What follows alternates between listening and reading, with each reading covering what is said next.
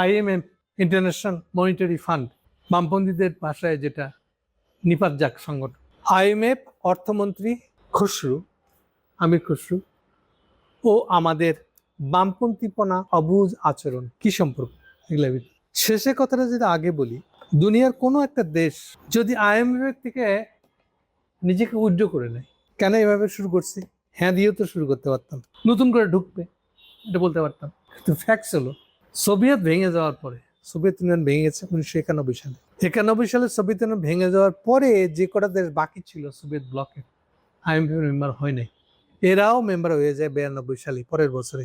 ফলে এখন IMF member নাই এমন দেশ পাওয়া, এরকম দেশ নাই বললেই চলে। যদি আমরা 193টা জাতিসংঘের মেম্বার দেশ ধরি, এই ছোটখাটো দুই একটা দ্বীপ রাষ্ট্র এগুলো আছে না আছে জানি না আমি ঠিক, কিন্তু এগুলো বাদ দিলে পরে এই যে 193-এর ভিতরে অলমোস্ট সবাই এখন আইএমএফ মেম্বার। কেন এটাকে আইএমএফ এর ফেরি করতেছি আমি? আইএমএফ কত বিরাট মহান সেটা বুঝতে চাচ্ছি না, একেবারেই না। আমি যেটা বলতে চাচ্ছি যে আইএমএফ মেম্বার না হলে আপনার পক্ষে আন্তঃরাষ্ট্রীয় বাণিজ্য, আন্তঃরাষ্ট্রীয় কথাটা মনে রাখবে, দুইটা রাষ্ট্রের যে কোনো দুনিয়ার মধ্যে যে কোনো দুইটা রাষ্ট্র বাণিজ্য করতে চাইলে, পণ্য কেনা বেচা করতে চাইলে এটা অসম্ভব। আপনি আন্তঃরাষ্ট্রীয় বাণিজ্য করতে পারবেন না। আন্তঃরাষ্ট্রীয় বাণিজ্য করতে গেলে আপনাকে আগে আইএমএফ এর মেম্বার হয়ে নিতে হবে। কেন? কি কাজে লাগে আইএমএফ? আইএমএফ যেটা কাজে লাগে, ও প্রতিদিন আজকের দিনে ডলার রেটটা কি সেটা বলবে। ফলে ওই ডলারের সাথে আপনার কারেন্সির টাকা যদি হয়, তাহলে টাকা ডলারের রেট কি হবে এটা আপনি জানতে পারবেন। আপনার কারেন্সির রেটটা যদি না জানেন, তাহলে আরেকটা রাষ্ট্রের সাথে যখন পণ্য এক্সচেঞ্জ করবেন, কয় টাকার শার্ট দিলে ওই দেশের কয়টা লোক কিনা যাবে, ও কি করে এটা তার জন্য পোষাবে কিনা বুঝবে। আপনি যখন বাজারে একটা জিনিস কিনতে যান, জিনিসটার দাম জানেন না, আপনি কিনবেন? দাম না জানলে কিনবেন কেন? কয় টাকা দিলেন আর দিবেই, ওই লোক খুশি হয়ে যাবে, আপনাকে দিয়ে দিবে, এটা হবে কি করে? ও আপনি জিজ্ঞেস করছেন এটা কয় টাকা দাম, বলতেছে না আমি তো টাকায় বলি না, ও ওর কারেন্সিতে বলে, ওর একটা আরেকটা কারেন্সি আছে, কারণ ধর মিয়া রাখেন এগুলো বলে আপনি হাঁটা দিবেন, এই কেনার সেটা হবে না। তাহলে কারেন্সি কনভার্সন রেট কি হবে? এটা হচ্ছে সবচেয়ে বড় আইএমএফ এর কাজ। এবং প্রতিদিন সকালে আইএমএফ এর ওয়েবসাইটে যাবেন, দেখবেন যে আজকের রেটটা দেওয়া আছে। কিভাবে দেওয়া আছে সেটা, আইএমএফ এর নিজে একটা কারেন্সি আছে যেটাকে বলে যে এসডিআর, স্পেশাল ড্রয়িং রাইট। এটা কেন কি হবে আসলে মেলা আলাপে চলে যাবেন, যেতে যাচ্ছি না। এটা ধরে নিতে পারেন এটা একটা আইএমএফ এর কাগজে কারেন্সি, এটা বাস্তব দুনিয়াতে নাই, ভাবে আছে। এসডিআর এ প্রকাশ করে, এটা অনুযায়ী $1 মানে হলো 0.69 এরকম আশেপাশে হয়। এইভাবে সে তার কারেন্সি আজকের দিনের ডলারের কত রেট তা বলে দিবে। ফলে এবার আপনি একই সঙ্গে পাবেন আজকের এসডিআর, এসডিআর সমান কয় টাকা, এটা যখন জানতে পারবেন দেন আপনি বেশ বুঝতে পারবেন যে টাকা ডলারের। ঠিক সেরকম প্রত্যেকটা রাষ্ট্রই এই নিজের নিজের এক্সচেঞ্জ রেট জানতে পারে আইএমএফ এর কাছ থেকে। আর সব কিছু বাদ দিলাম, এই কারেন্সি রেট না জানলে বাণিজ্য করা যাবে না। ফলে কি ধরনের অর্থনীতি করতে হবে? তাহলে করেন না, বাণিজ্য করবেন না, নিজেই কামাবেন, নিজেই খাবেন, যা কিছুই আপনার দেশে তৈরি হয় কেবল তাই খেয়ে চলবেন। মনে করেন আপনি একটা কারখানা চালান, কারখানা এমন একটা পদার্থ ধাতু লাগে, একটা ছোট্ট জিনিস 200-400 টাকা দাম মাত্র, কিন্তু এই জিনিস আপনার দেশে পাওয়া যায় না, কিন্তু বাইরে থেকে আনতে হবে। বাইরে থেকে আনা যাবে না, যেহেতু আপনার কারেন্সি রেট জানেন না। ফলে জিনিসটা কত টাকা, কত ছোট জিনিস কি বড় জিনিস ওটা না। মেশিনারিজ কিনবেন, মেশিনারিজ কিনবেন কই থেকে? ওর সাথে তো আপনার বাণিজ্যের সম্পর্ক নাই। ওই যে বাণিজ্যের সম্পর্ক, আন্তঃরাষ্ট্রীয় বাণিজ্য তখনই হবে যখন আপনার সাথে তার কারেন্সি রেটটা জানেন আপনি। আপনার দুই রাষ্ট্রই আইএমএফ এর মেম্বার না, দুজনে আইএমএফ মেম্বার হওয়ার জন্য হতেই হবে এমন না, কিন্তু ওই যে কারেন্সি রেট জানেন না বলে আপনারা কেন বাঁচা করতে পারেন। সো উল্টা করে ফ্যাক্টসটা হলো, আপনি যদি আন্তঃরাষ্ট্রীয় বাণিজ্যের একটা অর্থনীতি নিজের দেশের জন্য চালাইতে চান, তাইলে আপনাকে আইএমএফ মেম্বার হতে হবে। ফলে কমিউনিস্টরা না বুঝে যত কথাই বলুক না কেন, বাজে কথা বলুক না কেন, এটা দিয়ে বোঝা যায় যে কমিউনিস্টের প্র্যাকটিক্যাল ধারণা নাই। এই জন্য প্রায় যেটা বলি, এই প্রত্যেকটা কমিউনিস্ট বাসায় ফিরে যে ভাতটা খায়, ওই ভাত খাওয়া সম্ভব হচ্ছে এই জন্য যে ওই প্রতিটা ভাতের দানার মধ্যে আইএমএফ আছে, নাহলে এই ভাতটা তার মুখে আসতো না। বাংলাদেশের অর্থনীতিতে আইএমএফ আছে, এই জন্য অর্থনীতিটা চলে বলে তার একটা আয় হয়। সে এখন ইউনিভার্সিটির মাস্টার হলেও কি রাস্তার ধারের ফল বিক্রেতা হলেও একই জিনিস, তার আয়টা হতো না যদি আইএমএফ না থাকতো। আর আয় না হলে খাইবে কই থেকে? এই জন্য বলেছি প্রত্যেকটা ভাতের মধ্যে, দানার মধ্যে আইএমএফ আছে, ক্যাপিটালিজম আছে। আপনি যতই ঘৃণা করেন, নিপাত যাক বলেন না কেন, গাধার কথাবার্তা চিন্তা ভাবনা আপনার ভিতরে থাকলে আমার কিছু করার নেই। আইএমএফ যে এই ধরনের গুরুত্বপূর্ণ একটা জায়গা, এইটা বামপন্থীরা কোনোদিনই শিখে নাই, এখনো শিখে না। তবে ইদানিং কেউ কেউ পড়ে যাচ্ছে, এটা দেখতে পাচ্ছি। যেমন ধরেন প্রায় মেয়েরকে ফলো করি, এই লোকটাকে, নাম হলো শওকত, শওকত হোসেন বোধ হয়, শওকত হোসেন, এক বহু পুরনো বামপন্থী। তার চেয়ে বড় কথা হলো, সে হলো প্রথম মতি সচিবপুরে না কমরেড, পর্নোগ্রাফিক ম্যাগাজিনটা যারা বাড়িতে, এরা তার বন্ধু। আমি ডিটেলে গেলাম না, খারাপ লোক শোনাবে। এই শওকত হোসেনের হলো তাদের অর্থনীতি ডিপার্টমেন্টের প্রধান ছিল আগে, এখন দেখি যে না, সে হলো ইন্টারনেট শাখার প্রধান। এখন সে এখন দেখি সরে যাচ্ছে এই শওকত হোসেন। এরকম অনেকেই দেখতেছি যে না, এটা হবে না। ওই ইভেন চাকরি দাতাও বুঝতে আসছে যে যেই লোক এত আইএমএফ বিরোধী, এটা দিয়ে কাম হবে না। এনিওয়ে, কিন্তু এছাড়া আমি কোথাও দেখি নাই যে আইএমএফ সম্পর্কে কোনো ধারণা বদলাইছে, কিন্তু তারা এই আইএমএফ এর ঘৃণাটা ছড়াই যাচ্ছে। সম্প্রতি যে ঘটনাটা হয়েছে, একদম সরাসরি উত্তরটা দিয়ে দিই। অর্থমন্ত্রী খসরু, আমির খসরু, আপনারা জানেন এ হলো ম্যান্ডেট খসরু, আমি প্রায় তাকে ম্যান্ডেট খসরু বলি। এটা অদ্ভুত লোক, যে মনে করে রাস্তায় আন্দোলন করতে চাইলেও আগে জনগণের ম্যান্ডেট নিয়ে আসতে হবে। মানে আপনি যদি ভোটে দাঁড়ায় 2-4টে ভোট না পান, তাহলে তো আপনি আন্দোলন করতে পারেন না। আচ্ছা, 2021, 22, 23 আমেরিকান প্রেসিডেন্ট, তার পরামর্শে যে তারা 3 বছর আন্দোলন করছিল হাসিনার বিরুদ্ধে, তো তখন কি তাদের ম্যান্ডেট ছিল? নাকি আমেরিকান প্রেসিডেন্ট কথায় তারা রাস্তা নেমে গেছে? এ হলো ম্যান্ডেট খসরু, মনে রাখবেন ম্যান্ডেট কথাটা, এ হলো ম্যান্ডেট। ওকে, তা ম্যান্ডেট খসরু এখন অর্থমন্ত্রীর দায়িত্ব পেয়েছে। কাহিনী হলো যে সে বহু চেষ্টা করেছে, কোনো লোন জোগাড় করতে পারে নাই। আবার এই যে শব্দটা আমি ইউজ করলাম, লোন, বেশিরভাগ মানুষ শব্দটা লোন হিসেবে চিনে। আচ্ছা, আইএমএফ কি লোনদাতা প্রতিষ্ঠান? মিথ্যে কথা এটা, এটাও আর একটা গাধাদের কথা।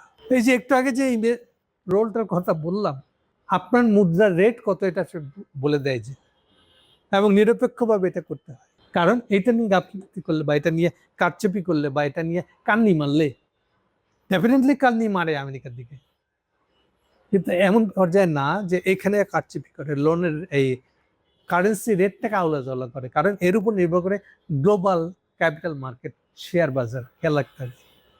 ওখানে দান্দাবাজি করলে আস্থাটা নষ্ট হয়ে যায় গেলে, ঠিক যেমন এই যে কথায় কথা বেড়ে যাচ্ছে, এক্সচেঞ্জ কমিশন, প্রত্যেক দেশে একটা এক্সচেঞ্জ কমিশন থাকে। প্রত্যেকটা দেশে আমরা বলি কি SEC, stock exchange commission. Share মার্কেটের সবাই ব্যক্তি, কোম্পানি, ব্যক্তি বা কোম্পানি, কোম্পানিগুলো শেয়ার বেচে বা শেয়ার কিনে, বিনিয়োগ কিনে বা বিনিয়োগ বেচে, সবাই পার্সোনাল। এর ভিতরে একটাই মাত্র জিনিস যাকে কেন্দ্র করে এই শেয়ার মার্কেটটা চলে, সেটা হচ্ছে সিকিউরিটি এক্সচেঞ্জ কোম্পানি কমিশন। এই কমিশনটা কিন্তু সরকারি প্রতিষ্ঠান। দরকার কি ছিল? ওরা বেচা কেনা করলে একটু দরকার হলো এই জন্য যে আসলে যে আপনার এই যে শেয়ারটা আছে, শেয়ারের মূল্য কত, তা যে আপনি ঠিক বলছেন, তাহলে ওর ভিতরে এই যে কমিশন কেন? কমিশন মানেই হলো যে যাচাই বাছাই করে জিনিসটা সার্টিফাই করে, সেই হলো কমিশন। যে কোনো প্রতিষ্ঠানের শেষে কমিশন লেখা থাকে না। কমিশন কথার মানেই হলো তাই, যে যাচাই বাছাই করে জিনিসটা সম্পর্কে একটা মতামত দিবে, এবং যার মতামতটা ম্যাটার করে। পাবলিক সার্ভিস কমিশন যেমন, আর বিসি যে চাকরি দেবেন, তাহলে পাবলিক সার্ভিস কমিশন ঠিকঠাক মতো যাচাই বাছাই করে নিতে হবে। কমিশন মানেই তাই। এটা ব্রিটিশ আমল থেকে কমিশন শব্দটাই যার পিছনে লাগানো আছে সরকারি প্রতিষ্ঠানের শেষে, বুঝতে হবে যার কাজ হলো যাচাই বাছাই করে একটা সিদ্ধান্ত দেওয়া। এটা সরকারি সিদ্ধান্ত, আমি সিদ্ধান্ত নিচ্ছি, ফলে তোমাদের মানতে হবে না, এগুলো তো চলবে না। তোমাকে রীতিমতন যাচাই বাছাই করে একটা কথা বলতে হবে, সেই জন্য তুমি কমিশন। নাহলে তো তুমি মন্ত্রণালয়ের একটা অফিস হইতা, ডাইরেক্টরেট কোন একটা হইতা না, তুমি ডাইরেক্টরেট হতে পারবে না। কমিশন মানেই হলো তোমাকে নিচে অন বিহাফ অফ পাবলিক একটা জিনিসকে যাচাই বাছাই করে সিদ্ধান্ত দিতে হবে, এই জন্য এটা কমিশন, ল কমিশন। এই যে কমিশন কথা মানেই তাই, তদন্ত কমিশন। ওকে, তাইলে এক্সচেঞ্জ কমিশন যেটা, সে এবার শেয়ার মার্কেটগুলো, ওটা ভুয়া শেয়ার কিনা এগুলো দেখার তার দায়িত্ব। সঠিক মান বলেছে, সঠিক মানে কেনা বেচা হয়েছে নাকি কেউ ফাঁকি দিয়েছে, এখানে এগুলো দেখার তার দায়িত্ব। তাহলে সব দেশে একটা সিকিউরিটি এক্সচেঞ্জ কমিশন থাকে সরকারি, আর তাকে কেন্দ্র করে ওর অফিসটা যেখানে হয়, তাকে কেন্দ্র করেই ওখানে আমাদের শেয়ার মার্কেটটা জমে। মতিঝিল শেয়ার মার্কেট এমনি এমনি হয় নাই, এই এসএসসির অফিসটা মতিঝিল। আমি যেটা প্রায়ই আপনাদেরকে বলি যে ওয়াল স্ট্রিটের অফিসটা যেখানে, ওটা হলো আমেরিকানদের এসএসসির অফিস। এই জন্য ওয়াল স্ট্রিটটা তৈরি হয়েছে এসএসসি কে কেন্দ্র করে। ওয়াল স্ট্রিট নামে ওই পাড়ায়, ওয়াল স্ট্রিট নামটা কেন তার একটা হিস্ট্রি বলেছিলাম, যে এই জায়গাটা একসময় ছিল ডাচদের। যখন কলোনিওয়ালারা যে আমেরিকান যে যে জায়গাটা আগে দখল করতে পারছে, এরকম ছিল জিনিসটা। তো যখন ডাচদের এটা ছিল, তখন তারা নাম দিয়েছিল, ওয়াল দিয়ে তাদের অংশ তাদের ভাগ করে নিয়েছিল, এই জন্য ওয়াল স্ট্রিট। তো পরবর্তীকালে তারা ছোট ভাই পারবে না, এগুলো বেচে কিনে দিয়ে ভাগছে, তো এই জন্য ওয়াল স্ট্রিট নামটা থেকে গেছে। এনিওয়ে, তাহলে এখান থেকে আসলাম এই জায়গায়। তাহলে সিকিউরিটি এক্সচেঞ্জ কমিশন মানে সরকার এটা দিক লাগে, কমিশন এটা লাগে, নাহলে তো বিশ্বাস করবে না। কেন বললাম এই কথাটা? তাহলে সিকিউরিটি এক্সচেঞ্জ কমিশন গুলাতে যদি সে সত্য কথা না বলে, তাহলে এই যে যারা শেয়ার কেনার জন্য টাকা ঢালছে, ডলার ঢালছে, ইভেন বাংলাদেশ শেয়ার মার্কেট ইদানিং কিছু কিছু খুলছে যেগুলো বিদেশিরা বিনিয়োগ করতে পারে। এই যে এসএসসি টাইপের জিনিসগুলোর ভিতরে যদি সততা না থাকে, তাহলে আপনি বিনিয়োগ করতে আসবেন না। কিন্তু এইবার সে দেখবে যে আপনাদের আইএমএফ এর সার্টিফিকেট আছে, আইএমএফ আপনার অর্থনীতি সম্পর্কে কি বলছে, ফাইনাল রিপোর্টটা একটু দেখান আমাদেরকে। যদি উল্টাপাল্টা কিছু দেয়, আপনার এই মার্কেটে আর কেউ শেয়ার কিনতে আসবে না। বিদেশিরা তো আসবে না, দেশিরাও চিন্তা করবেন না কিছু একটা ঘাপলা আছে অর্থনীতিতে, সরকার যা লুকাইতেছে। সো এইসব কারণে আইএমএফ কে বিশ্বাসযোগ্যতা তৈরি করতে হয়েছে জন্ম থেকে। ওই বিশ্বাসযোগ্যতার বলে এখনো চালাই যাচ্ছে পারছে তারা। এগুলো একটা মনে রাখবে, এগুলা কমিউনিস্টরা ইহুদিস নিবে না ওরা, কারণ ওদের কাছে তো নিপাত হয়ে গেছে। এর বাইরে ও জানেই না আইএমএফ কি জিনিস, সেটা ফাংশন করে কি করে, কাজ কি, এর কিচ্ছু জানে না, আন্দাজি কথা বলে। ওদের কথার সার কথাই একটাই, খালি এটা বলে দিই শুরুর দিকে, তাহলে বাকি কথা বলতে সুবিধা হবে। ওদের কথা হচ্ছে ক্যাপিটালিজমটা খারাপ, প্রথম কথা হলো এটা পাপ। আচ্ছা ঠিক আছে, পাপ, ক্যাপিটালিজম করবো না, না করেও একটা দেশের অর্থনীতি টিকতে পারে, এই হচ্ছে তাদের ধারণা। এইটার একটা 100% মিথ্যা কথা। খোদ কার্ল মার্কসও এমন কোন অর্থনীতির ফর্মুলা দিয়ে যায় নাই যে বলেছে কার্ল মার্কস, যা তোমরা এই ফর্মুলা মেনে একটা অর্থনীতি দাঁড় করাবা, তাহলে তোমরা সর্বরোগ হরো, যত ধরনের রোগ আছে সব সমাধান এটার মধ্যে আছে। না, এরকম দেয় নাই। কার্ল মার্কস যেটা করেছে সেটা হলো ক্যাপিটালিজমের আদি ইনহারেন্ট কিছু সমস্যা আছে, এই সমস্যার কারণে ক্যাপিটালিজম বারে বারে প্রবলেমে পড়বে। কারণ সে সারপ্লাস ভ্যালু চুরি করে, শ্রমিকেরা যে শ্রমটা দেয় এর অ্যাকচুয়াল যে মূল্য তা ফেরত দেয় নাই তাকে। এই না দেওয়ার কারণেই আবার নিজের বাজারটা ছোট করতেছে। কেন? ওই যে শ্রমিককে যে বেতনের অংশটা দেন নাই, তো শ্রমিক কম টাকা নিয়ে বাজারে গেছে, কিন্তু বাজারে যে মালামাল ছাড়ছেন, সে মালামালটা কিনবে কে? শ্রমিককে যদি বেতন কম দেয়, তাহলে কি হবে? তাহলে অবিকৃত মালামাল জমবে। এবার বুঝছেন? এটা হচ্ছে ক্যাপিটালিজমের ইনার ক্রাইসিস। ফলে যখনই এই মার্কেটটা স্যাচুরেটেড হয়ে যাবে, যত টাকা পাঠাইছেন আপনি বাজারে বেতন দিয়ে, আর যত টাকার মাল পাঠাইছেন, দুটো তো এক না। এটা হচ্ছে আদি ক্রাইসিস, এটা হচ্ছে ক্যাপিটালিজমের এমন আদি ক্রাইসিস। এরপরে সে তাহলে পিছলায় বারে বেঁচে যাচ্ছে। কি বেঁচে যাচ্ছে? এই জন্য যে 200 বছর ধরে এটা কলোনিয়াল শাসন ছিল। কলোনিয়াল শাসন হওয়াতে হয়েছে কি, আমাদের মতন দেশগুলো যারা কলোনি দেশ ছিল, আমরা আমাদের দেশের পুঁজির ঘাটতির কারণে কাজ সৃষ্টি করতে পারি না। ফলে এত কিছুর পরেও ওরা যদি পুঁজি নিয়ে আমার কাছে আসে, আমার কাছে এটা একটা বেরোনোর পথ। আমার কাছে টাকা চুরি করে নিয়ে গেছে, আমার দেশের সঞ্চয় উঠাই নিয়ে গেছে ওরা। কিন্তু এখন 5% সুদ নিয়ে হলে যদি ওই টাকা বিনিয়োগ করতে আসে, এটা আমার জন্য লাভের। বাস্তবতা হচ্ছে এটা। ফলে আমি চাই ও আমার দেশে বিনিয়োগ করে। এছাড়া এখান থেকে বাঁচার আমার কোনো পথ নাই। আর ওর বিপদ হচ্ছে, ওর বাজার ওই সংকুচিত করে। ফলে এই যে আমাকে আবার ঋণ নিলে পরে সে আবার বাজার খুঁজে পাবে, এগুলোর ভিতর দিয়ে সে বেঁচে যায়। এই জন্য এখন বেঁচে যায়। কিন্তু মূল যে সমস্যাটা সে তৈরি করে রাখছে, সেটা একদিন না একদিন তাকে এমন মনন কামড় দিবে, কোন দেশের মধ্যে দিবে, কি হয়ে যাবে এটা কেউ বলতে পারে না। বাট শিওর থাকতে পারেন, এটা ক্যাপিটালিজমের ইনার ক্রাইসিসটা এত তীব্র। এখন ডাজ ইট মিন আমরা এরকম কোন একটা অর্থনীতির নিয়ম জানি যেটা দিয়ে চালাইলে সব সারপ্লাস ভ্যালু ফেরত দেওয়া যাবে? না, কার্ল মার্কস এরকম কোন অর্থনীতির নিয়ম দিয়ে যায় নাই।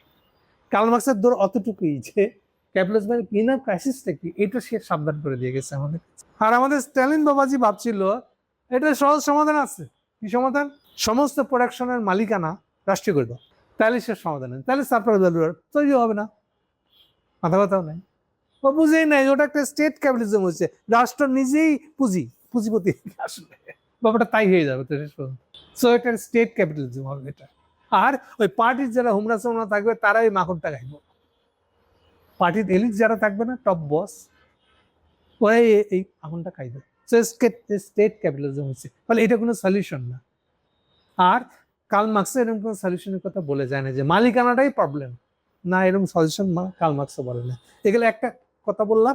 সেকেন্ড কথাটা হলো যে লেনিনের ধারণা কি ছিল, ক্যাপিটালিজম না করে পার হয়ে যেতে পারবো আমরা, এইটি কেউ পড়ে নাই। যারা পড়তে চান সিরিয়াসলি, 5 সালে লেখা বই তার, 1905 সাল, development of capitalism in Russia বলে যে বইটা, ওই বইটা একটু ঘাইটে দেখেন, বইটা যথেষ্ট মোটা। ওখানে দেখেন লেনিনের ক্যাপিটালিজমের প্রতি সিম্প্যাথি কতটা, ওর ভালো মন্দ বিচার করতেছে। আর লেনিনের পজিশন ছিল যে কত দ্রুত পারা যায় এই ক্যাপিটালিজমের ফেজটা পার হয়ে যাওয়া যায়, এটা ছেঁচড়ায় দীর্ঘদিন ধরে এই পর্যায়টা পেরোতে হবে, এরকম কোনো ক্যাপিটালিজম না করি আমরা। এই ছিল লেনিনের পজিশন, এইটা স্ট্যালিনের পজিশন না। কিন্তু এই আমাদের এই বামপন্থীগুলা, বা অ্যাকচুয়ালি বাংলাদেশ বলে না, সারা দুনিয়ায় বামপন্থী বলতে কিন্তু আর ওরা স্ট্যালিনিজম করে। আসলে মার্কসের সারপ্লাস ভ্যালুর তত্ত্বটা শুনছে, এটা তো তত্ত্ব, এটা বাস্তবে প্রয়োগ করব কেমন করে, তার কোনো মডেল কি মার্কস দিয়ে গেছে? উত্তর হচ্ছে না। লেনিন দিছে না। লেনিনের ধারণা কি ক্যাপিটালিজম না করলে চলা সম্ভব? তাদের ধারণা এটা, উত্তর নাই, ধারণা সত্য না। থার্ড একটা ছোট্ট প্রমাণ দিয়ে শেষ করবো। এইটারই পরে স্লিপ করে দেখেন 1949 সালের যে মাও সেতুং বিপ্লব করতেছে চীনে, পিআরসি বানাচ্ছে, পিপুলস রিপাবলিক অফ চায়না বানাচ্ছে, কমিউনিস্ট চায়না বানাচ্ছে 49 সালে। 10 সালের মধ্যে সে বুঝে যাচ্ছে এটা দিয়ে হবে না, ক্যাপিটালিজমে যেতে হবে। কিন্তু কমিউনিস্ট পার্টির নেতৃত্বে একটা ক্যাপিটালিজম করতে হবে, এই হচ্ছে মাও সেতুং এর এডিশন। এইটা বরং কাছাকাছি লেগে যাচ্ছে, এবং এইখানে সে আবার স্ট্যালিনের বিরোধিতা করে বেরিয়ে যাচ্ছে। এইটাকে আমাদের দেশের চীনাপন্থীরা বলতেছে না, পুরান মাওটা ভালো ছিল, ওটা আসল মাও। এটা হচ্ছে বাংলাদেশের কমিউনিস্টদের ধারণা, মানে তারা আসলে স্ট্যালিনিস্ট থাকতে চাচ্ছে। এই হচ্ছে বাংলাদেশের বামপন্থীপনার রিয়েল প্রবলেমটা। সো বাস্তবিক ক্যাপিটালিজমটা কিরকম ভাবে আছে, কি তার প্রবলেম, কি তার সুবিধা, এর কোনো কিছু সম্পর্কে কোনো ধারণা নাই বাংলাদেশে কোনো বামপন্থী। চ্যালেঞ্জ করলাম, এই জন্যই তাদের ধারণা নিপাত যাক, সহজে বলে দিতে পারে। কথাটা পরে আরো অনেকভাবে বলা যাবে হয়তো, তার আগে বলে দিই। ধরেন একটা 2 বছরের বাচ্চা, ওই যে হাপড়ে দা কাচি বানানোর জন্য আমরা গ্রামে দেখেছেন না, কাঠকয়লার ভিতর দিয়ে হাঁসিয়াটা গরম করে নিয়ে আসে, লাল টকটকে লাল। এখন 2 বছরের বাচ্চা ওটা ছুটছে, ওটা ধরবে বলে। ও ধরতে যাচ্ছে কেন? কারণ সে জানে না ওইটা কি জিনিস। আপনি 2 বছরের বাচ্চা, তো না জানলে অনেক কিছু করা সম্ভব। পরে ধরলে যে ওর হাতটা হয়তো ছাল চামড়া উঠে চলে যাবে জীবনের মতন, তো জানে না, কিচ্ছু জানে না। কিন্তু একবার যদি ধরে ফেলে, এরপরে কিন্তু জীবনও আর কোনো আগুনের ধারে কাছে তাকে আর দেখতে পাবেন।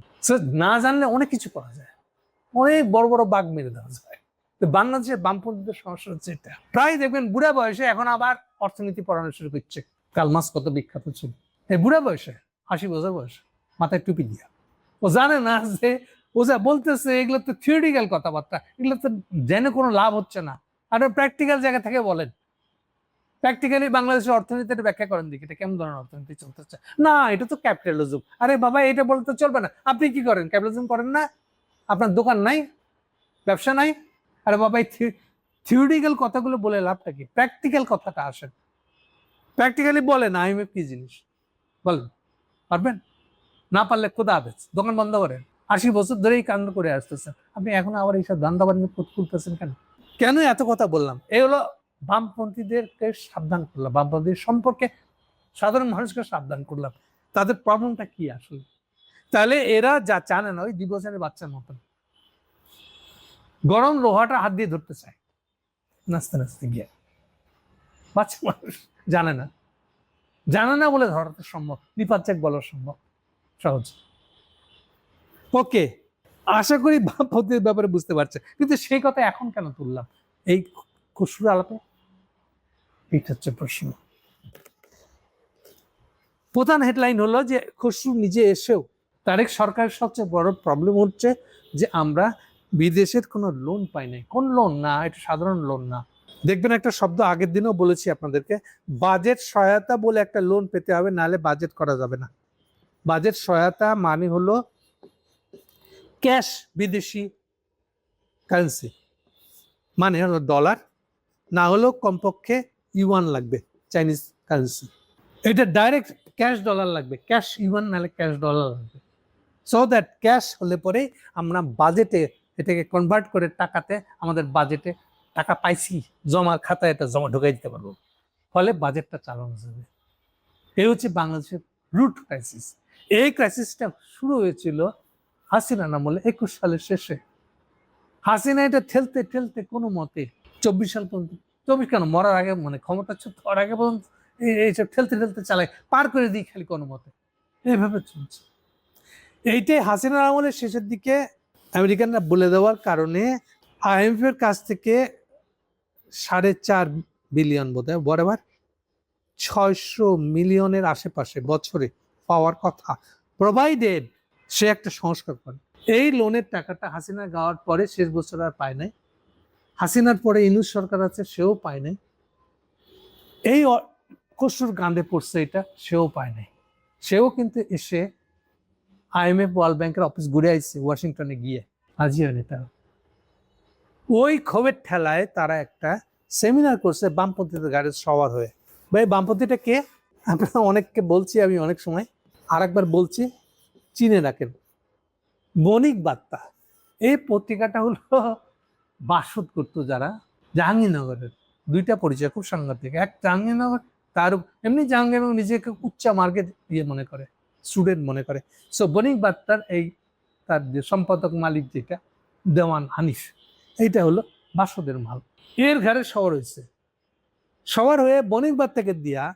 আর একটু বলে নেই, এখনকার অর্থমন্ত্রীর একটা ফেউ আছে, জোনায়েদ সাকি, পুরান বামপন্থী, এককালে বদরুদ্দোমের সাথে ছিল বহু আগে, পরে এগুলো থেকে ছাঁটাই হতে হতে হতে হতে এখন সে আর তার ওয়াইফ, কেউ কেউ বলে এই দুজন মিলে পার্টি আছে, হোয়াট এভার। সে কোনোভাবে গত বিএনপি সরকারের বিরুদ্ধে ঢুকে পড়ে একটা সিটও বাগাই নেয়, একেবারে অর্থ প্রতিমন্ত্রী হয়ে গেছে সে।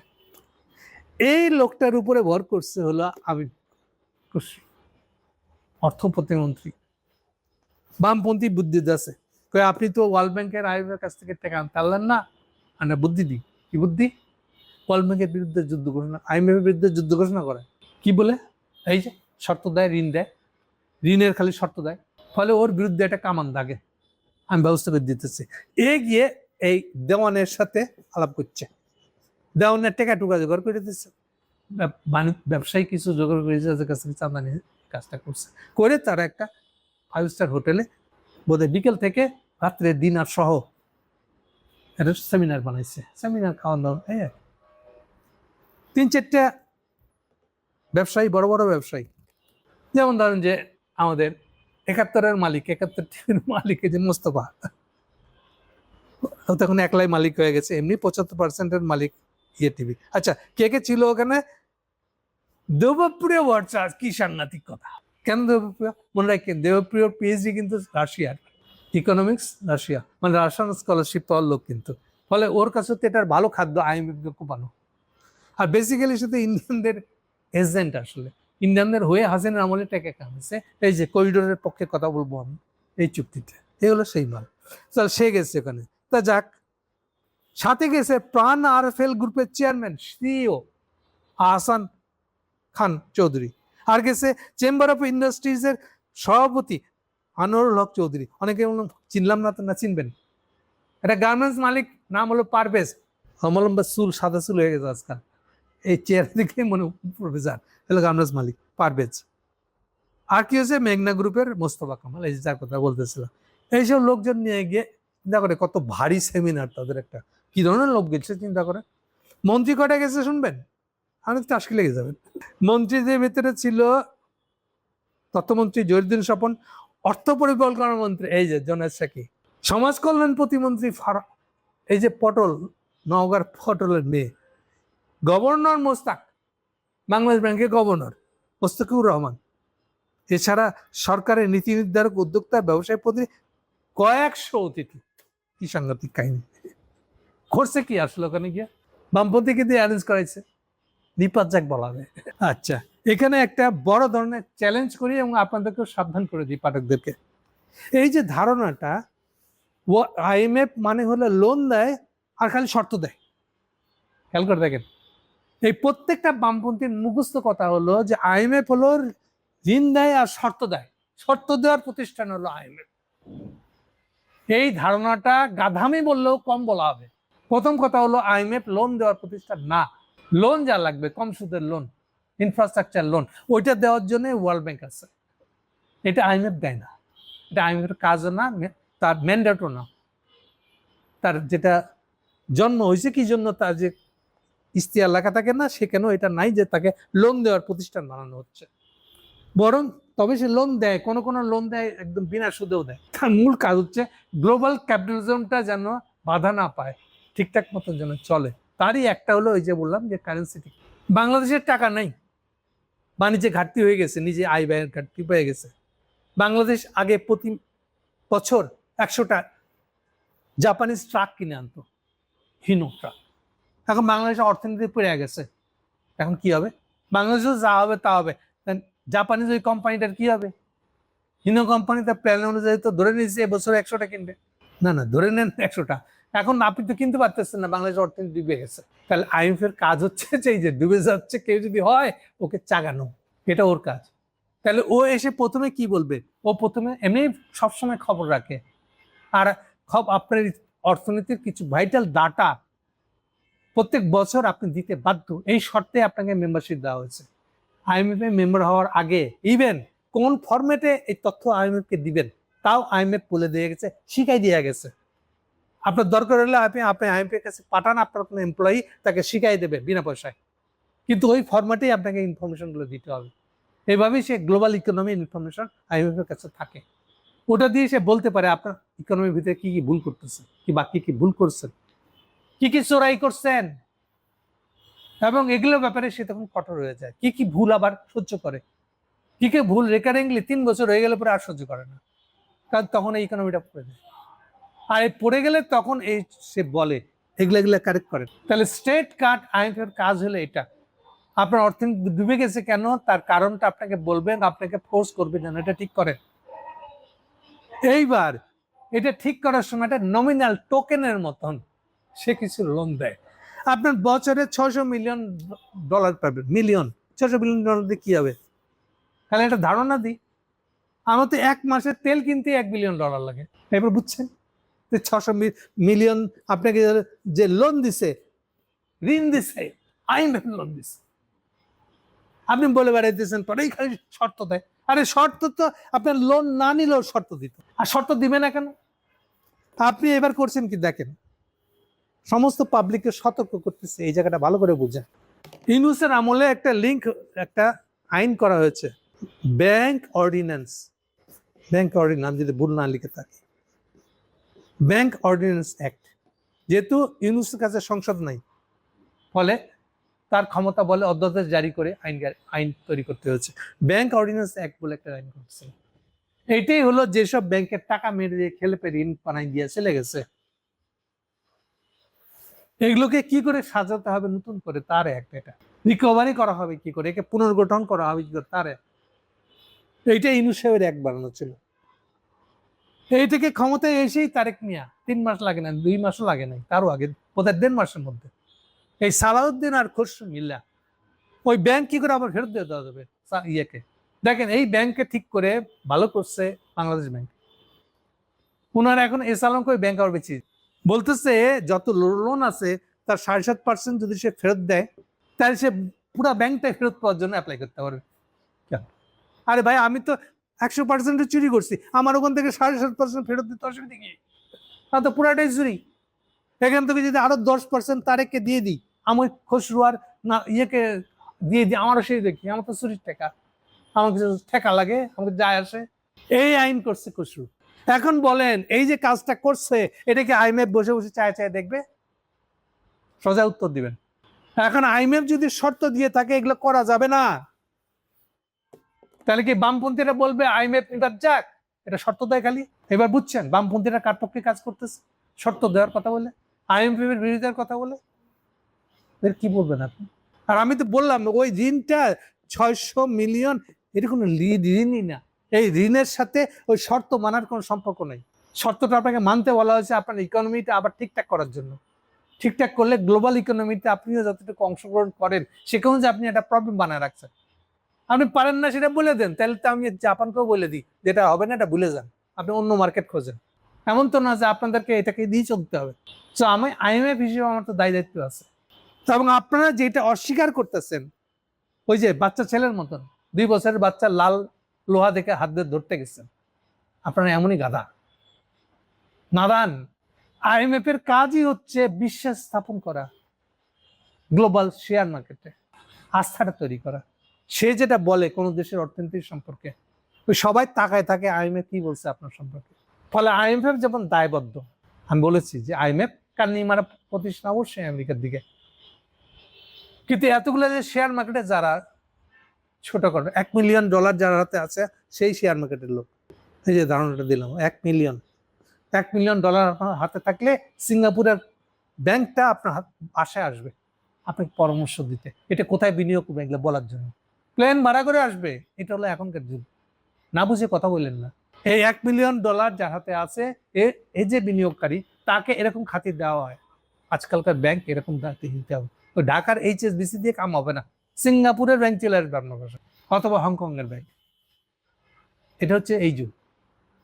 তাহলে এখানে বিনিয়োগকারীদের গুরুত্বটা কোন জায়গায় বুঝে, এই বিনিয়োগকারীদের আস্থা সত্যতা অর্জন করতে হয় আইনকে। আপনি ব্যাখ্যা দিচ্ছেন কি ও একটা শর্ত দেয় আর আপনাকে লোনের শর্ত দেয়। সে লোন দিতে আসে নাই রে বাবা, সে আসছে আপনি অর্থনীতিতে যে আকামগুলো করছেন সেগুলোকে আমরা ঠিকঠাক করতে বাধ্য করা, ফোর্স করা, এই জন্য আসছে। আপনি এই যে এস আলমকে নিজের মধ্যে ভাগ বাটোয়ারা করে এটা নিয়ে নেবেন, আর IMF এটা দাঁড়া দেখবে এরকমভাবে, দেখার কেউ নেই। আমি এর আগেও আর একটা ধারণা দিয়েছিলাম আপনাদেরকে, যত পুরোনো দিনের IMF ছিল তত আরো বেশি পাওয়ারফুল ছিল। এখন IMF ছাড়াও এই চীন উঠে আসাতে একটা ক্ষতি হয়েছে। তো আসলে এটা তো আপনি অন্য লাইনে, অন্য রাজনৈতিক কনসিডারেশনে চীনের সাথে খাতির আছে বলে আপনি চীনের কাছ থেকে লোন পেয়ে যাচ্ছেন। সে কালে তো চীন ছিল না। কোন কালে? এই যে হাসিনার আমল, হাসিনা যখন প্রথম ক্ষমতায় আসে 1996 সালে, 96 থেকে 2001 কিছুদিন, এই গভর্নমেন্টের কথা বলছি। এই গভর্নমেন্টের সময় আমি প্রায় বলি আপনাদের, এই যে আজকে আফতাবনগর চিনছেন আপনার, এটা কোথা থেকে আসছে? আফতাবনগর বলে কিছু ছিল না ওই জায়গায়, তাই 96 সাল ছিল।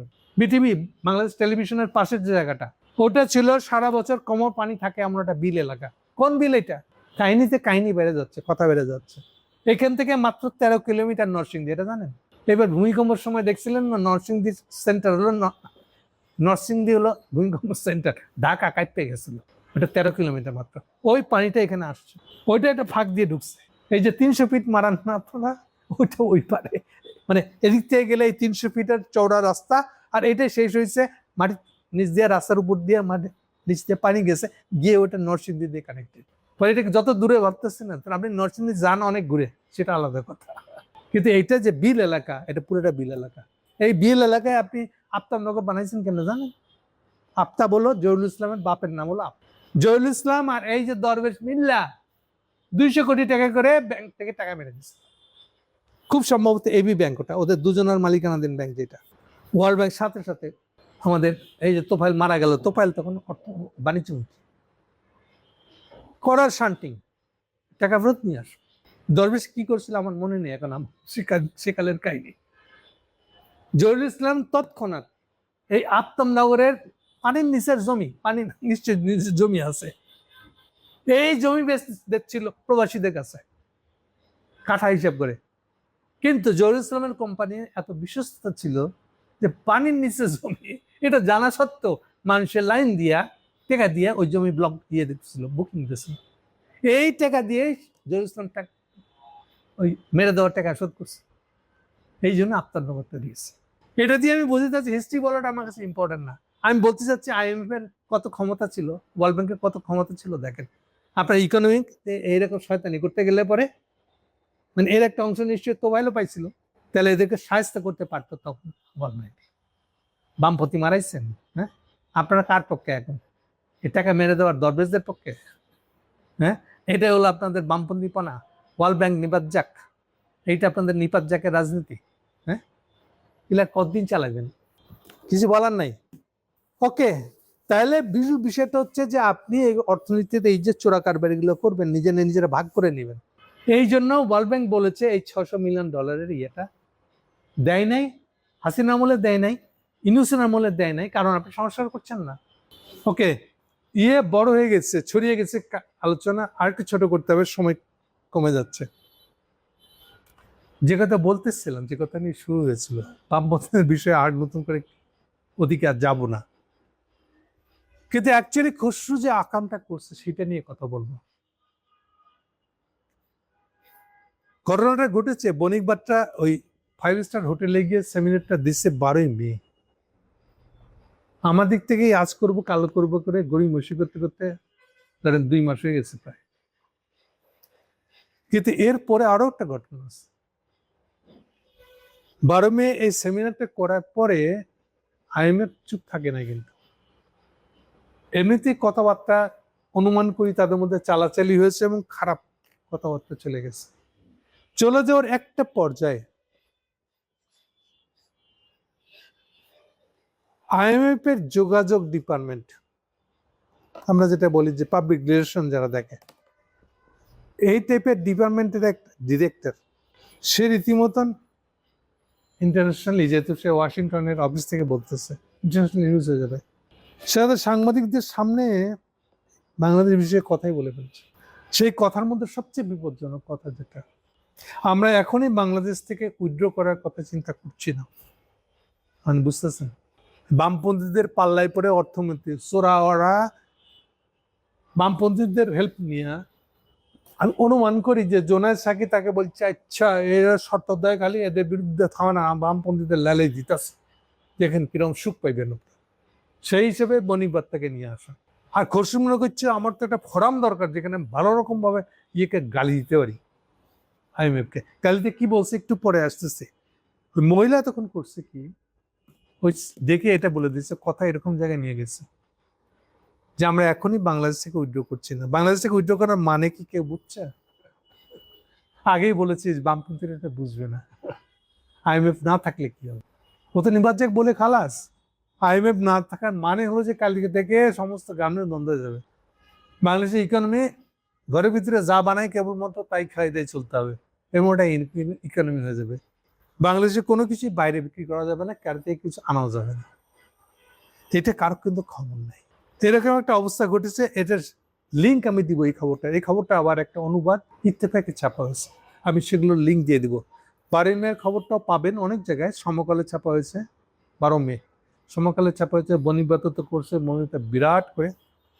সবচেয়ে দুর্দশা দেখবেন আপনি, বণিক বার্তা আবার পুরো অনুষ্ঠানে প্রায় 1.5 ঘন্টার একটা ভিডিও আছে, ওখানে দেখবেন এই দেওয়ান হানিফ কাপা কাপা ভাবে স্টেজে দাঁড়িয়ে যেভাবে কথা বলছে, মানে IMF বিরুদ্ধে এত বড় গালি দিতেছে যেটা সে শিওর না, শুধু নিজেও জানে। আর এরকম সরকারি পর্যায়ে সরকারের লোকজনকে নিয়ে এসে সরকারের হাতে পুতুল হয়ে জোনায়েদ শেখের কোলে বসে আমি এরকম একটা কথা বলবো যেটা আমি শিওর না, এটা কি ঠিক হইতেছে? এটার বডি ল্যাঙ্গুয়েজে প্রতি মুহূর্তে ফুটে আছে। আপনার ভিডিওটা প্রথম কিছুক্ষণ দেখলেই বুঝতে পারবেন, কেবল শুরুর 5 মিনিট দেখেন তাহলেই হবে। ওটা দেখলে বুঝবেন যে দেওয়ান হানিফও শিওর না সে যা বলতেছে তা ঠিক কিনা। এটা আপনি বামপন্থী হিসেবে গরু আসরে মেলা বিপ্লব ফটাই ফেলার, তার কোনো অসুবিধা নেই। কিন্তু যখন সরকারের একটা মন্ত্রীকে ডেকে নিয়ে এসে তাদের সামনে এটা একটা বিশাল ঘটনা আপনি আবিষ্কার করছেন, বা আপনি নিজে এটার আয়োজক হিসেবে বলতেছেন, এর দায় দায়িত্ব আছেন। এটা যে বড় দায় দায়িত্ব, ওই যে 2 বছরের বাচ্চা গরম লোয়া ধরে বেলা মতন কাহিনী সে করতেছে, সেটা সে নিজেও জানে। ওইটার বডি ল্যাঙ্গুয়েজে দেখবেন ফুটে উঠছে। ওকে, এখন চলে আসি যে আসলে 12 মেতে এই খসরু বলছিল কি, সেও যে আরেকটা 2 বছরের বাচ্চা লাল লোয়া ধরতে গেছে, সে বলতেছে আমরা জনগণের ম্যান্ডেট প্রাপ্ত লোক, সরকার আমাদের জনগণের কাছে জবাবদিহি করতে হয়, IMF বললি কি আমরা শুনবো নাকি? কি কয়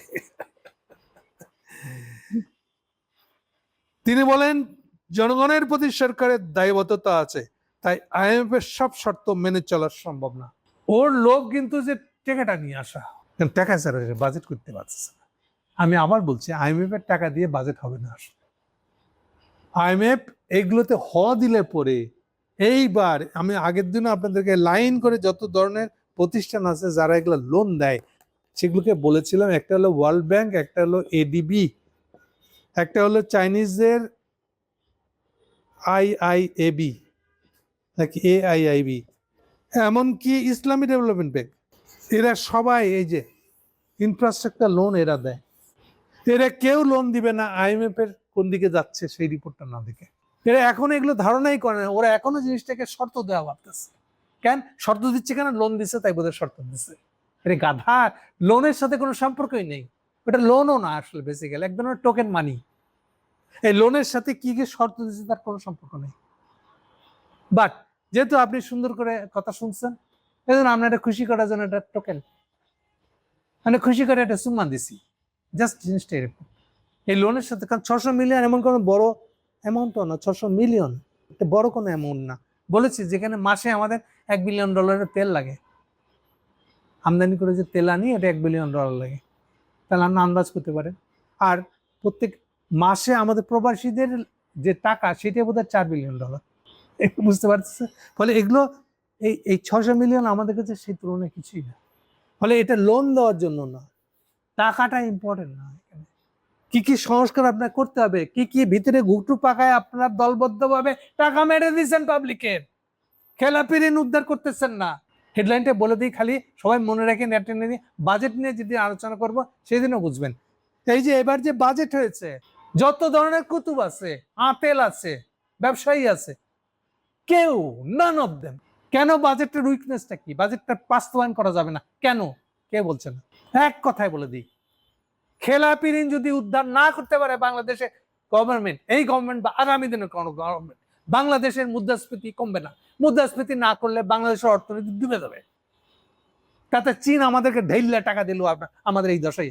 আবার বলবো, খেলাপি ঋণ তুলে আনতে হবে। কেউ বলছে বাজেট দেওয়ার পরে, কেউ এই পর্যন্ত খেলাপি ঋণ শব্দটাই উচ্চারণ করে নাই। নান অফ দেম, যত বীরপুঙ্গব থাক না কেন। এই বামপন্থীরা কোথায় এখন? খেলাপি ঋণের বেলা কথা বলেন না কেন? বুঝেন খেলাপি ঋণ না তুললে কেন হবে না, কেন এই প্রবলেমটা হবে? কিছু জানেন না, বিপদ জাগাইছে, বুঝেন না যে জিনিস কথা বলতে আসছেন কেন? তাহলে খেলাপি ঋণ না তুললা পর্যন্ত এই জিনিসটা সলভ হবে না। আরো একটা সাবধান বাণী দিয়ে দিই, আগেই দিয়ে দিই, সেম অবস্থা বাংলাদেশের।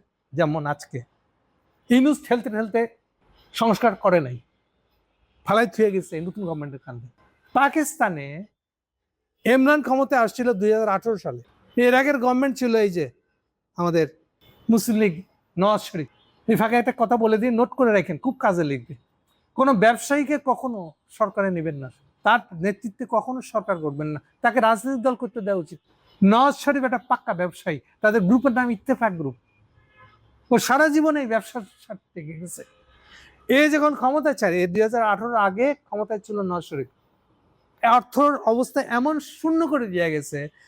যেদিন শপথ নেয় ইমরান, ওই দিনে তাকে $400 মিলিয়ন ক্যাশ চাইতে হয়েছে সৌদি আরবের কাছে।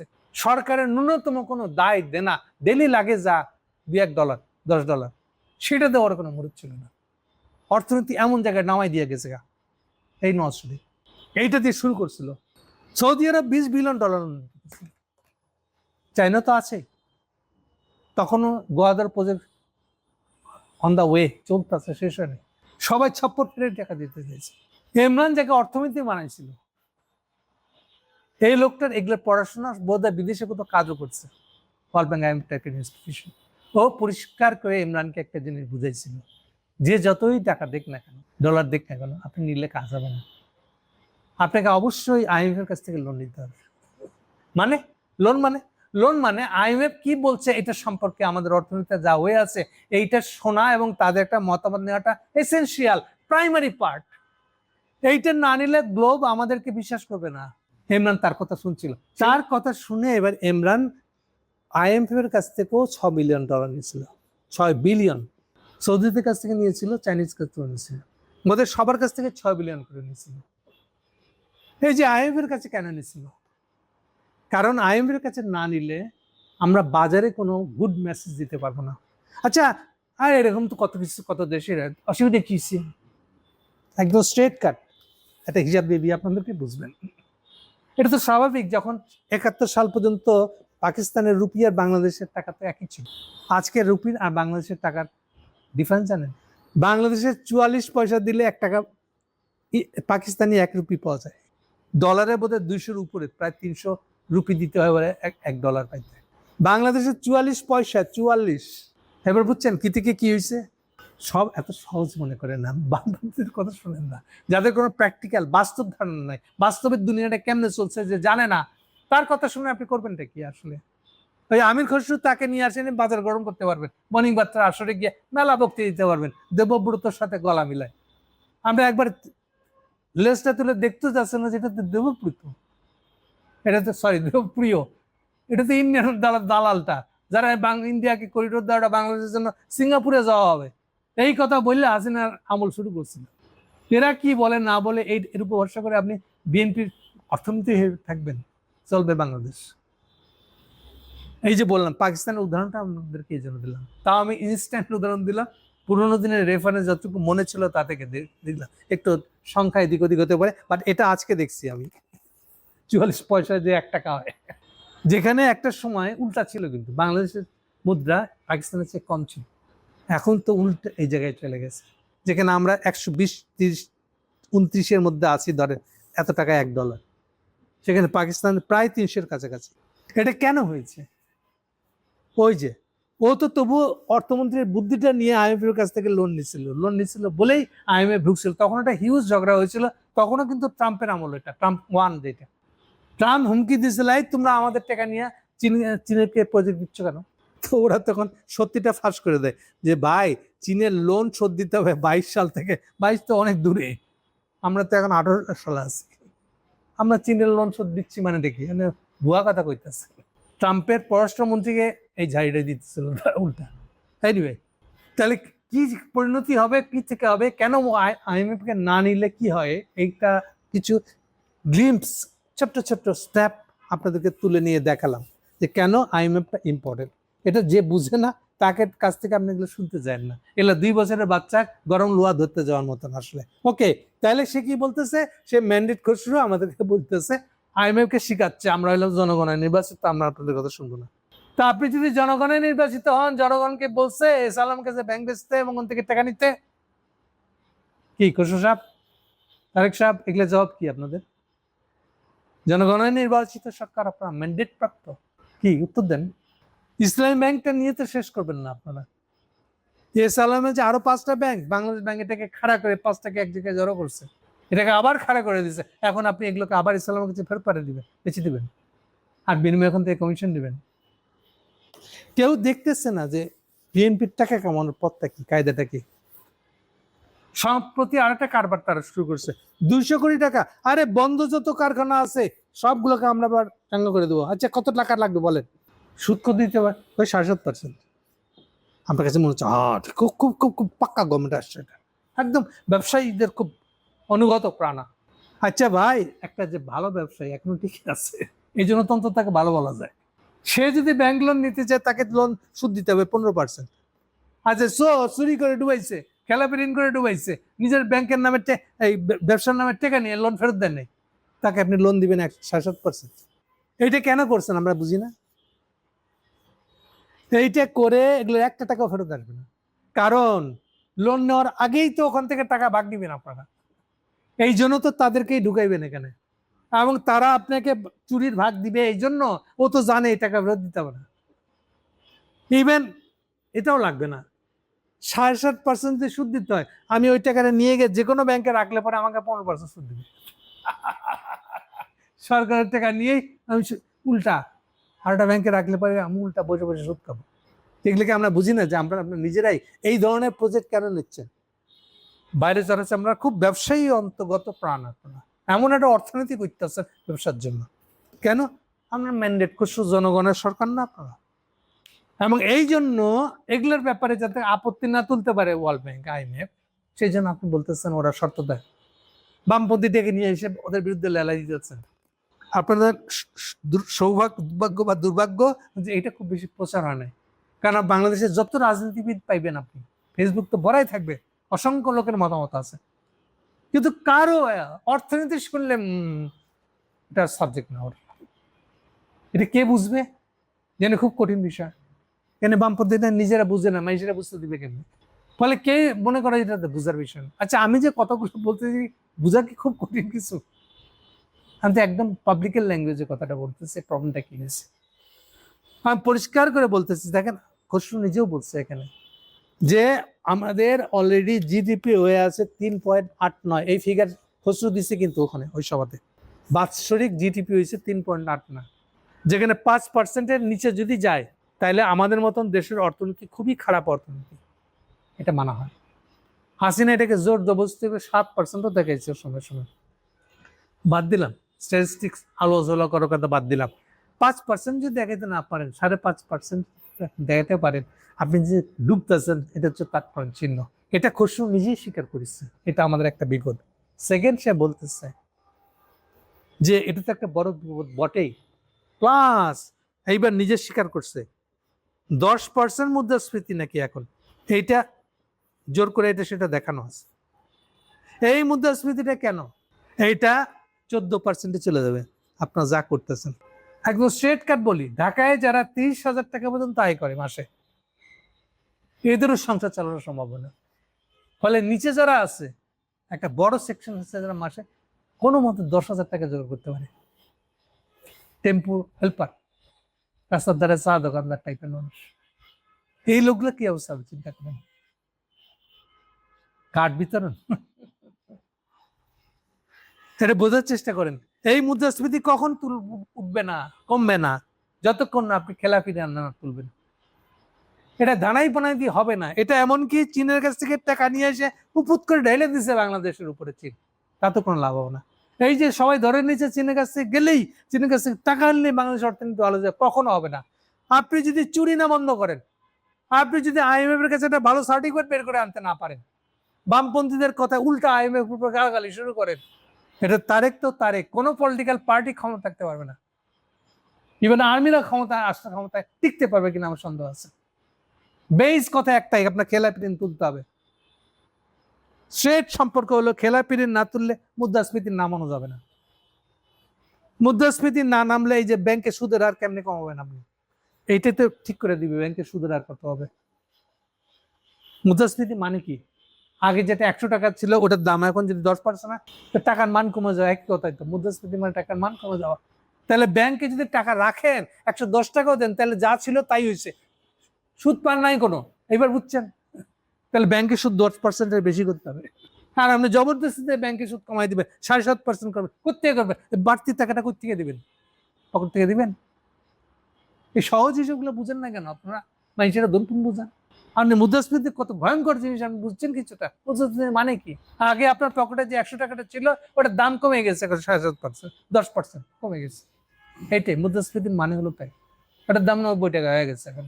কারণ আপনি যদি ভান করেন আমি এগুলো মুদ্রাস্ফীতি বুঝি না বা বলেন এক্সটার্নাল, আর মুদ্রাস্ফীতি হয়েছে আচ্ছা দেখবানে, অ্যাজ ই মুদ্রাস্ফীতির কোনো ইম্প্যাক্ট নাই অর্থনীতিতে।